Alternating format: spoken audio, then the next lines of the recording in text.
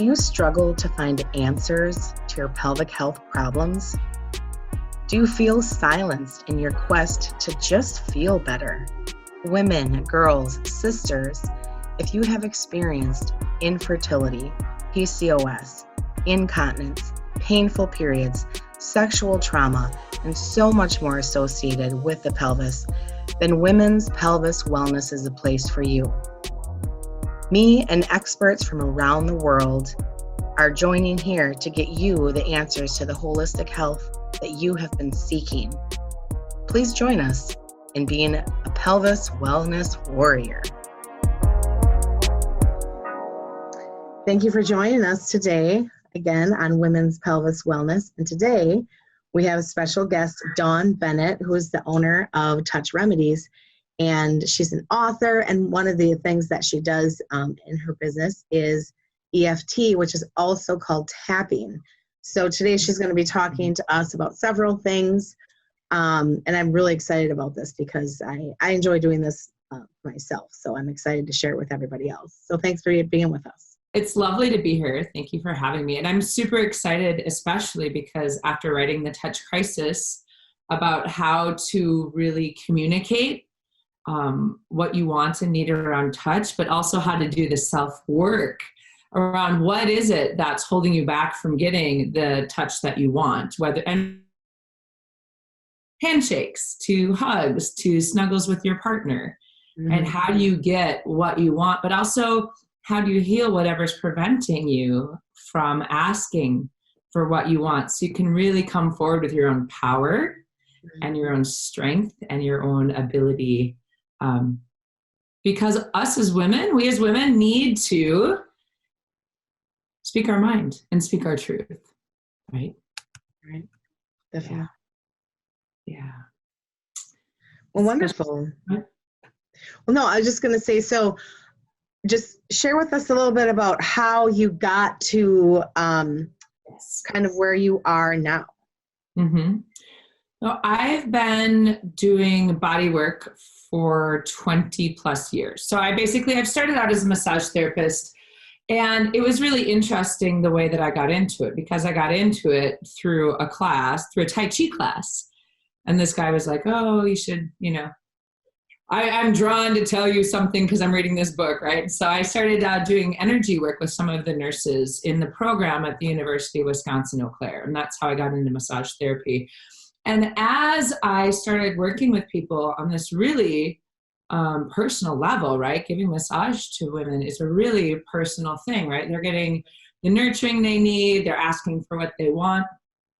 But I found that a lot of the physical stuff that we carry is also related to our emotions, right? So this led me into the idea of, well, how do I help women heal their emotions at the same time they're healing their body? And how do I get them to understand what it is that they want and that they need? So that led me to a career in classical homeopathy. So I went back to school and I became a homeopath, because that works with the mind-body connection really, really well. And kind of the whole system as a whole, like what are our fears, what are our phobias, what did we learn from past? I also went to something called the Hoffman process, which is a whole week-long process where you sit down and you look at what came from my mom, what came from my dad, what came from my step-parents or my guardians, if anything, what beliefs suit or don't suit me, right? So I did a lot of that healing process for myself. Sure. And what I loved about all this work is that I found ways to help people, but they're always reliant on me. Yeah. Right? Which is, it's lovely in a way, but it's like, no, my like passion is to empower others to be themselves and to like be able to be strong. And so I found EFT, which stands for Emotional Freedom Techniques. People also know as tapping, right? So you might see videos where people are like tapping, or they're tapping on their fingers, or they're tapping on different spots, right? So I learned this, and I'm like, this is it. Like this, anybody can take and learn basic tapping for themselves. So when you're in emotional turmoil, when you're stressed out, you're angry at your kids, you're upset at your partner, you're lonely, right? Anything you can do, you're craving food, you're craving alcohol, right? You can do the tapping, and it helps bring you into a place of calm and clarity and confidence and choice, so you can step forward into your own power. and make really conscious decisions. And it actually makes permanent changes in the brain. So that's how I got to this point.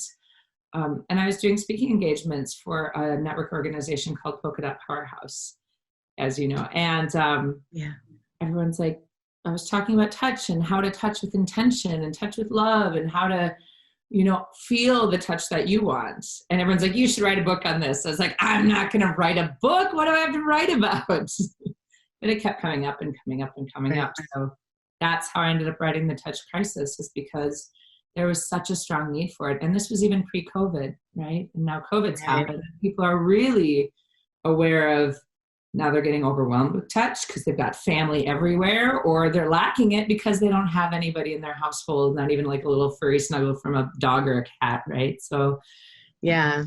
And, I am, still, I'm open, I'm working, as a massage therapist and doing some virtual things. But obviously the bulk of my business is hands-on. And, I gotta admit, when those clients come in that want a hug, I'm like, oh, thank you so much, because I miss it. Even though I'm massaging them and I'm touching them and like there is touch, but I'm not receiving touch. I am receiving healing just as they are, because it's just that exchange. But I just need a hug. I do. Yeah. Yeah. And it's so empowering for everybody to be able to ask for one and receive. Yeah. Yeah. And obviously now it's, it's much harder and you do have to be much more careful, but for sure. But there's still creative ways to do it, right? For sure. Even if you're hugging with masks on because that's what you want, or keeping your face put away. Like I'm telling people, if you don't feel comfortable hugging, sit down and put your bottoms of your feet together. Like that's still skin to skin contact. And then you can talk, you can look at each other, and you're still a good distance away, but you're getting that really intentional loving connection. Yeah. I know I was talking to a friend of mine and I really miss her. And she's in a high risk category. So she's totally staying by herself. And I'm like, I will put on goggles and a face mask and a bag and gloves. Like, I won't touch you at all. I just want to touch you, but I won't touch you. I'll be fully shielded, Yeah. Yeah. Thank God I have my kids. Right. Yeah. And one of the tools I've been telling people is, use the tool of self-touch. And by that, I don't mean like, it doesn't have to be anything sexual. It can literally be like closing your eyes and just really intentionally just really like intentionally like touching your face and just feeling what it feels like to hold yourself, right? Mm-hmm. Like, and just really nurture yourself, nurture your heart. Like, what does this feel like? Yeah. Or when you're on Zoom, give yourself a little hug and just close your eyes and talk to the other person. Imagine you're giving them a hug, right? Like, you can really find ways to kind of quote unquote trick your body into just feeling that nourishing, that loving energy, and be connected, right? Because we are all connected in these ways, energetically and physically and emotionally. Yeah. I just interviewed a woman who down in Florida who works a lot with people who have experienced sexual trauma and are seeking the healing for that. And she said one of the things is that, getting them to love their body and respect their body and enjoy their body and be able to find pleasure again in ways that they feel safe. And one of the things she suggested, which goes right into what you said, is to like really just pay attention and be in the moment when you're in the shower and when you're actually washing yourself, or when you're putting lotion on after the shower. Just be focused on, how it feels and just kind of, nurturing yourself. So goes right along with that. Absolutely. Yeah. Absolutely. Cool. And it's interesting because with the tapping work I do, the EFT work, I work a lot, and I'm actually taking some advanced training right now on like how to want sex again, or how to find your soulmate, or how to heal your relationship. And a lot of it comes from that nurturing oneself, understanding what you want and what you need, and then healing those old traumas, right? Whether it be a belief that you picked up from an old relationship, or that you picked up. Because like, I know for me, one of the messages that I always got when I was young, right, is my dad was like, guys only want you for sex, right? Because he was trying to make sure that like I knew that guys only wanted me for sex. But like in my head, it became like, you are now only valuable for sex. So instead of being like, hey, a warning, like, you know, make your choices wisely, it became like, that is your only purpose, right? So even though it came from this really beautiful space of him trying to protect me, it really challenged me in a lot of my relationships, because then I thought that was my only value. Yeah. Subconsciously. So healing that like made me just so much more open to be able to have good intimacy with my partners, because I realized like, oh, no, they like me for my intelligence. They like me for my wit. They like me because I'm playful. They like me because of these things. Mm-hmm. And it changed how I was able to interact with them, because now it wasn't like this duty or this need, like, oh, I hope I'm good at this so they like me, you know? Right. Which changed also my body's reactions, right? Because sometimes if we're not getting pleasure in sex or in intimacy or in touch or even in talking, it can be because of these sometimes well-intentioned, sometimes not well-intentioned things we learned in childhood, right? Right. Yeah. Yeah, definitely. Mm-hmm. My family was very huggy. Yeah. We're all pretty affectionate. So in fact, when my kids ask me for things, I always say, like, they ask for everything. Like, can I have a drink? Can I go get a snack? Things like that. And I always say, well, it's going to cost you. And then they're like, okay, Mom. And they walk over and they give me a hug and they let me smooch on them a little. And, you know, they're all really, really great about putting up with all of my touchiness. But I'm like, you guys don't understand. But we've always been like that. I think it probably definitely has increased, you know, now that COVID is happening. But yeah, being, you know, 14 and 13, and my youngest one's 10, so he's still really squishy and lovey. But the other two, I really, really enjoy that. I'm like, just sit on my lap for 2 minutes, okay? Just pretend that you're little again for 2 minutes. It's lovely. Yeah, I grew up in a very a huggy and touch-forward family as well. You know, we were very affectionate, lots of hugs and lots of little kisses and snuggles. And, you know, even now, like on Thanksgiving, my dad was teaching me how to play 500. And there's this picture of me like holding my cards and like snuggling up against my dad while he's trying to tell me what cards to play, you know? And it's how we've always communicated, and I love it. Yeah. But it's kind of the same with my nephews, where sometimes they're like when I haven't seen them for a while, they're so like, oh, Auntie Dawn, they give me all these hugs. And then after they see me for an hour, I'm like, can I have a hug? They're like, no, I'm going to go watch football. Like, right. Okay, I respect your decision to not hug me, because I want you to put boundaries for when you have girlfriends, right? So I want you to be able to say yes and no as well, because then you are their yes and no, but I'm going to pout. Yeah. Right. No, yeah, I get that for sure. Oh. So because, you know, this is women's pelvis wellness, and this is also, you know, about energy. So let's relate, you know, tapping to the pelvis. Yes. So when we work with like people with pelvis issues, whether it be like symptoms, whether it be like numbness, lack of awareness, like whatever it is, like, so let me just make up an example. So say that like you want to get in a relationship, right? And you're just like, oh, well, everyone tells me that, you know, if I get in a relationship, I'm going to have to be this way or that way or be sexual or whatever, right?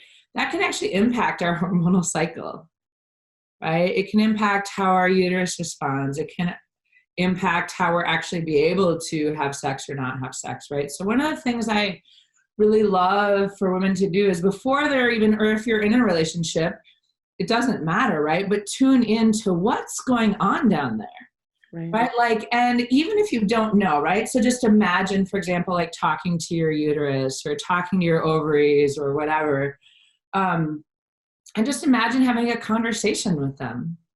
And the way that tapping can help is you can actually, there's a whole process that I do of teaching people basic tapping to release emotion, but also you can just tap through points and just say, okay, You're just like, what is it that you're feeling today? And as you tap, you just tune in. And what will happen for most people is they'll start getting, you just let your mind float wherever you want, right? Yeah. You can say like, oh, I'm talking to my uterus, but you might hear your mom say something about, oh God, my period. I hate my period. Just wait till you get your period. You're going to hate it, right? And like that will pop in your head and you're like, wow. So when I was 7 or 8, I learned to hate my period. Right. Well, no wonder my uterus is upset. No wonder I get cramps every time I get my period. Yeah. And then you can do this, like this tapping. So I'll teach you. Yeah. So I was just going to mention, so the podcast, this recording will go on YouTube, but also the podcast is audio only. It's audio only. Yeah. Gotcha. So, okay. Yeah. So we'll have to actually, unless you check it out on YouTube, then you can watch the video. But yeah. So but I can also say, like, people, you can tap like the top of your head, right? And say like, even though I have these cramps, right, I accept that my body is showing me something, or this is what my body is doing, right? And then tap between your eyes. Tap the side of your eye, like at your temple. Tap under your eye on your cheekbone where you'd put blush or whatever, Tap under your nose, between your nose and your mouth. Tap under your mouth, between your mouth and your chin. And you can find videos online anyway, right? And different videos have different points. I've got videos up. Under the collarbone is another one, and under the arm, kind of like where your bra line would be, that's another popular one. Those are like the basic points that a lot of people use for tapping and the ones that we're doing research on, right? So you can literally tap, like, even though I have these cramps, I mean, normally I'd start the side of the hand, but it doesn't matter, right? You're tapping. I just want you to tap, and just, there's no super wrong way to do it. You can just say, even though I'm having these cramps, I accept my body. Right? Or I'm open. If you don't accept your body, I'm open to accepting my body. And just tap through these points and say, I'm open to accepting my body. I'm open to accepting what my pelvis is doing, right? I'm open to accepting my period. I'm open to accepting these cramps. And just alone doing that tapping while you're saying these statements to yourself will help shift some of the brain patterns, right? Because it actually sends vibrations into the brain, into the fight-flight system. It brings calm. It changes your hormonal levels. So all of these things can not only help bring you awareness, but they can help you heal from some of these emotional things. Right? Yeah, definitely. Mm-hmm. Yeah, if you don't know what the amygdala of the brain is, you should research it. Right. You should check it out.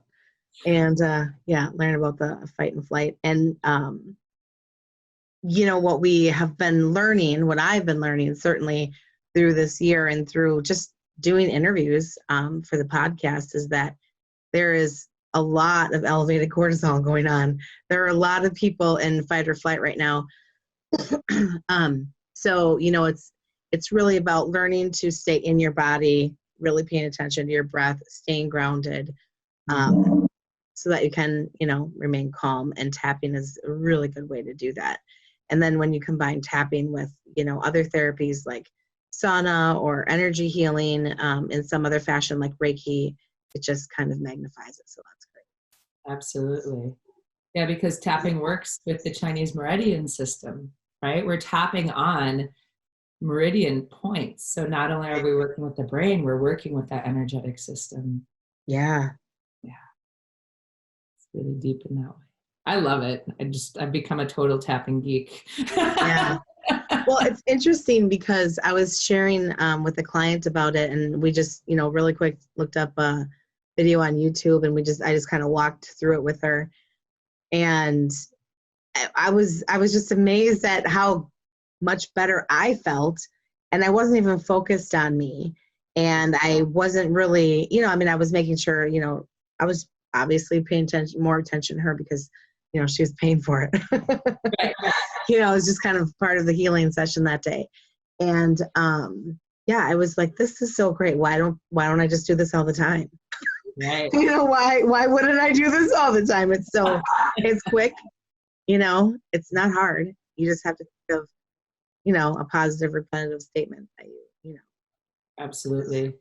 Yeah, and they call that borrowing benefits. So even when I teach EFT in classes, like I'm doing a loneliness class, or I do different classes for different things, or just teaching people so they can use it for themselves, I often just make up a situation, right? But the thing is, we all have similar emotions, right? We all experience grief and fear and sadness and anxiety. Like these all come up in different ways. So no matter what you're tapping on, our job of our brain is to relate whatever we're experiencing to something else that it already knows, right? That's what the brain does, which is why, you know, when you drive down the road, right, you start relating, oh, this is there, that's there, that's there. Or someone starts talking to you and you start relating them to another situation or another person or another belief system, right? Our brain is always making these associations. So the lovely thing about tapping is even when you're not tapping on your own stuff, your brain's like, oh, this is kind of like the thing that you dealt with back there, right? So even subconsciously, it's working, which is the lovely thing about working with trauma. So when I work with women with sexual trauma and abuse trauma, the lovely thing is I don't have to be like, so tell me all about what happened to you. Right. Yeah. So they don't have to relive it. No, let's tap. Yeah. So even like, let's title it. So let's just tap on the title, like, oh, the Wednesday night. And you tap on just the title of this neutral title that has nothing, I mean, not much to do with anything. Your brain knows what you're working on. So you don't need to tell me what's going on about it.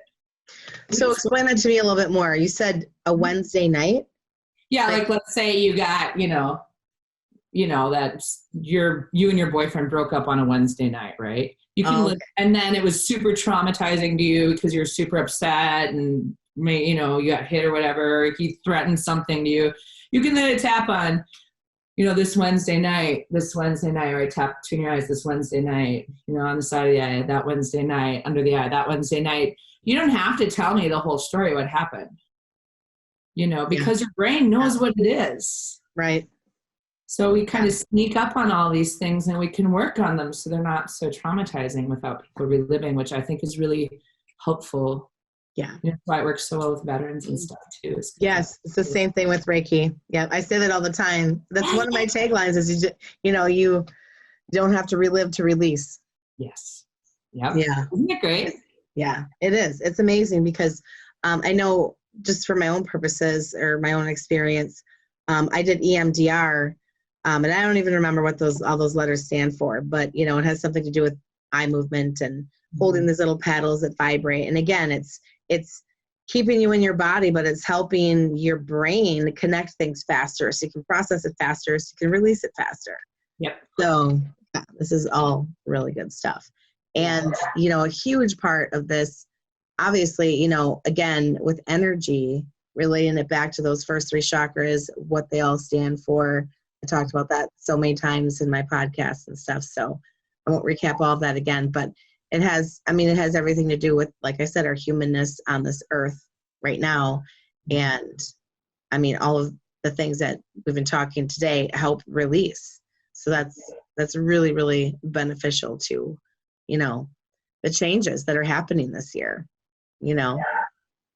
Yeah, and even astrologically, we're being called to make these huge changes with, and especially now, you know, December 21st, we're going to have these conjunctions, new moon, full moon, solstice, you know, everything's coming together.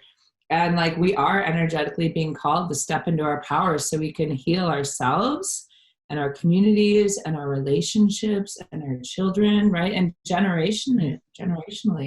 Yeah. Yeah, definitely. Mm-hmm. You know, one thing too that, you know, I was so earlier, probably, well, most of this year, but it probably didn't really start shifting until about 2.5 months ago. I was doing a lot of healing generationally, like purposely, you know, like healing all that generational stuff.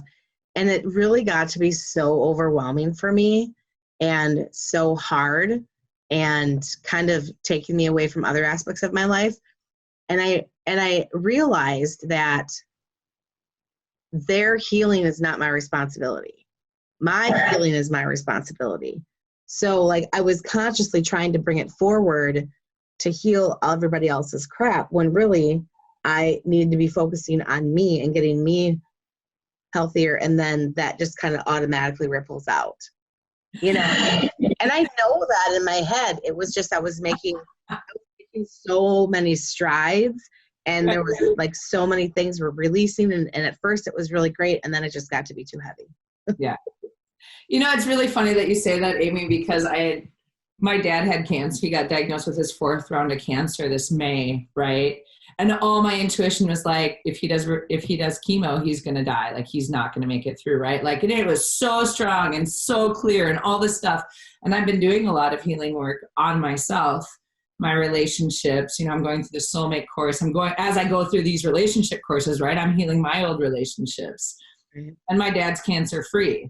And I was like, is my intuition wrong? And my therapist was like, no, by healing yourself, you healed him too.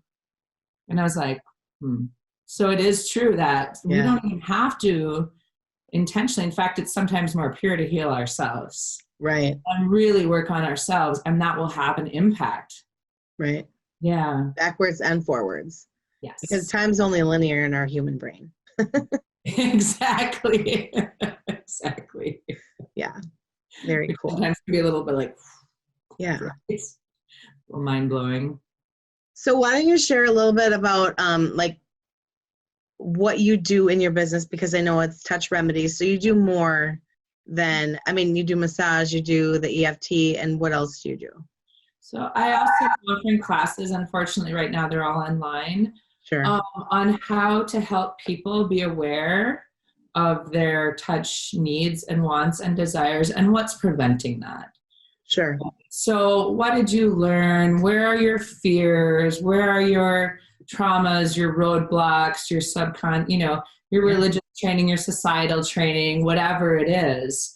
So I guide people in these classes to not only explore that emotionally for themselves, but also to find healthy ways to incorporate touch in a way that's powerful for them in their own lives. So we do little things like we take like a pine cone, right? You can take like something like really like a pine cone or a rock and like touch your arm with it and like rub it up and down your arm and say, okay, can I receive pleasure from this pine cone? Like, can I have it touch me in a way that it feels good to me? Mm-hmm. And it's a way of just really understanding how our own individual bodies pick up sensation, right? But also opening up our idea to like, every time something touches me, it could bring me pleasure. Right. Like happiness, joy, calm, centered, whatever it is, whatever that pleasure means for you. Right. You know, like you said with your other podcast with the lotion, right? Washing your body in the shower. All of those things are ways to nurture yourself, receive pleasure, but they're also opening up your touch pathways. Mm-hmm. So that way, when you come to somebody else and you get into a relationship where you're trying to work on your level of intimacy or what you want in your pelvis, or even feeling inside your own body, like, oh, I'm feeling this pain, instead of being like, dang you, pain. You're like, okay, pain, what are you trying to show me right now? Right. What can I do for you? What will make you feel better? Or even sometimes it's just accepting it, right? Putting your hand there and just saying like, I'm sorry you're hurting right now. And I'm kind of, whatever, like, I'm sorry you're hurting right now and it's hurting me too, but I understand, right? That pain right now is going to be part of the process. And I'm open to letting go of the pain. Right? So even bringing your awareness to your own body and acceptance, right? If you, like, it's part of energy. If we're fighting against it, like, oh, make the pain go away, make the pain go away, make the pain go away. Sure. Sometimes it gets worse because it's like, hey, no, I need you to deal with this. I need you to deal with the emotion you've hidden here. I need you to deal with the situation you've hidden here. I need you to deal with whatever. And so when you sink into that acceptance energetically and emotionally, often those things will dissipate. Yeah. Or change. Right. Mm-hmm. Yeah. It's really interesting. And again, we always talk about body awareness, like really being aware of your body, really feeling into your body. Mm-hmm. And, these are all really, really great ways to do that. Yeah. Yeah, absolutely. There's something that just popped in my mind and left. just remember too, when you are dealing with your body, we are always in a process of change, right? Like energy is always moving. It's always changing. So sometimes one of the easiest ways to come to acceptance is just tuning in and just knowing, okay, this sucks right now, or it's numb right now, or it's really overactive right now. And oh my God, like, like it's really lovely and beautiful, but don't cling to that. Or this is really awful and sucky, and don't like hate that, right? Just like understand that energy is going to keep moving and it'll change. Yeah. And so by not also clinging to the really joyful, beautiful, lovely, intense in this lovely way part, right? We can also find ease and grace and letting go of some of the painful, harder, more challenging, more emotionally frustrating or stuck spaces as well. By really encouraging that energy to keep moving in all directions. Yeah. Awesome. That's really great. So yeah, just to run through those points again, it's the top of the head. Top of the head. Yep. Between the eyes. Between the eyes. Yep. Yep. Side of the eyes at the temple. Yep. Yep. Under the eyes at the cheekbone. Under the nose, between the nose and the mouth. Yep. Under the mouth, between the mouth and the chin. Under the collarbone, so kind of that soft spot, side of the sternum, breastbone. Yep. And then under the arm, kind of where the brow line is. Sure. And those are the general points. We usually start, if we're doing a whole process, I usually start the side of the hand, like the pinky, that soft, meaty spot. Sure. And this is where we usually say, like, even though I'm feeling, like, what are you feeling? What are you thinking about? What's your emotion about it? And then having an acceptance phrase, like, I'm open to accepting myself. I accept how I feel. And then we go through all the points. But like I said, just tapping on the points with awareness of what's your emotion, where is it in your body, will really shift things, will move that energy for you. So what, is it a big deal? And I know the answer to this, but I'm just asking this for other people. So is it a big deal if you forget a point, or if you're in a position where, like, I don't know, maybe you're sitting in really tight quarters and you're having anxiety and you can only tap the side of your hand? Right. No, it doesn't matter. And in fact, if you look at YouTube videos, you'll see people tapping the sides of their fingers and the back of their head. There's all kinds of points, right? Right. The reasons I use those points are for, because that's what they use in research. And I use different ones when I'm one-on-one with people, right? Depending on what we're working on. But no, I tell people to do stealth tapping.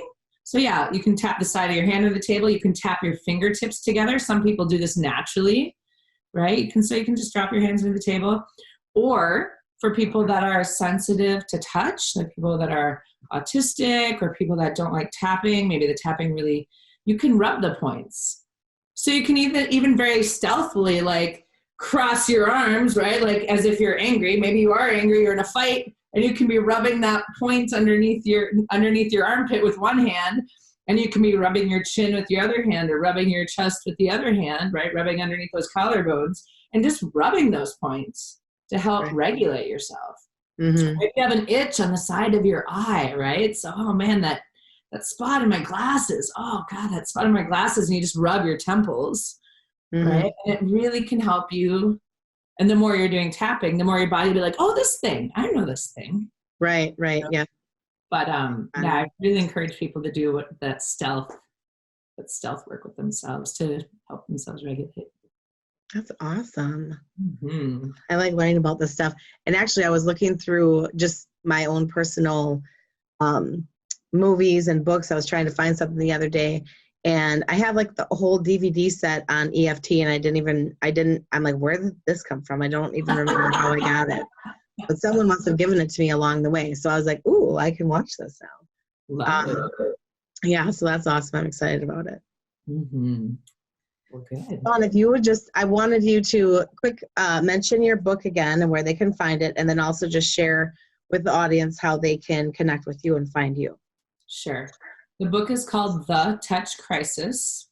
You can find it on Amazon. My name is Dawn Bennett. There's a bunch of other touch books out there too. Well, they usually deal with more science, but that's where you can find it. I'll have one coming out on how to work with kids and how to work in relationships with touch as well sometime next year.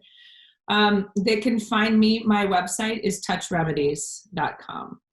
So that's the best way to find me. But it's like Instagram, Facebook, all those have Touch Remedies as my handle. And even on Eventbrite. So if you're interested in learning tapping, I do really inexpensive classes, like $7, $8 to learn tapping for yourself. And I'll tell stories. I'll teach you how to do it. So that way you can see the points, experience the points, and really get an understanding of the science of it or the energy of it. Yeah, wonderful. Yeah. That's really great. Thank you for sharing all of your knowledge and experience with us today. And that's awesome that your classes are so reasonable. Yeah.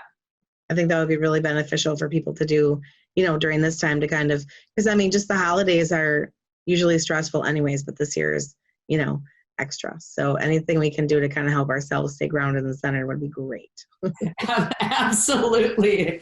Absolutely. And it's something, that you can use with your family members. A lot of people are connecting with family members over Zoom and their family members are lonely. They're in a nursing home or whatever. You can tap with your family members to help them calm down.